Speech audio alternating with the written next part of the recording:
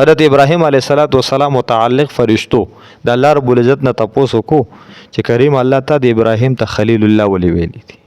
خلیل خو ډیره لوچته معنا ده، خاص دوست چې په دوستانو کې خاص دوست. خو د خلیل نه یو مقام مخکې دی، حبیب الله. دا حبیب دا د خلیل نه هم نږدې وي. نو په هغه وخت کې حبیب الله نه و، خلیل الله. نو فرشتو ته تاسو کو تا ورته خلیل الله ولي ویلی دي. نو فرشتو ته الله رب العزت فرمایل چې لاړ شي زما نوم ته ابراهیم علیه السلام مخه ته والی. تاسو ته په خپل دا واضح شي چې د خلیل ولید. فرشته ورته رالی حضرت ابراهیم علیه السلام په یو ځنګل کې د چیلو سره دی.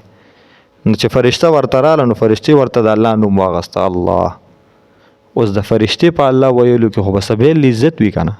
فرشته چې الله وی نو حضرت ابراهیم علیه السلام د اعتراف ته وکتل چې نو څوک ولید انساني شکل کې ورته فرشته راغله. نو د الله نوم تا وی او وی ما ته یو ځل د الله نوم وایا. وی زه په مفتو کې چاته د الله نومونه نه وي.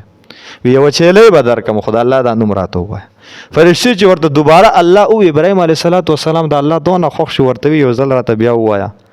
وی زه خو چاته اسی الله نه وي بل چیلې به درکم بل چیلې ولا ورکړه ورته بیا الله په هغه بل الله کې دونه لذت محسوس کو ورته یو ځل راته بیا وایا. وی صبر راکې بل چیلې به درکم دا ټول چیلې په ختمه کړي. بیا ورته فرشته وای د ابراهیم علیه السلام ورته فرمایل چې ما ته الله وایا. فرشتي ورته وی اوس په سره کې ستا چیلې هم ختم شوي. وی زبر د شپن کې سم زبر سره دا چیلې سره بزانی ورته واله کوي زه د غلام یم الله یې ورته وی.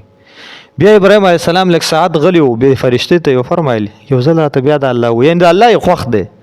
فرشتي ورته وی اوس خو ته زما غلام شو صدر سره پاتې هم د دینو صبر راکې وسه خو را سره شتانه خدای الله مې ډیر خوښ دی بس دا راته وایا.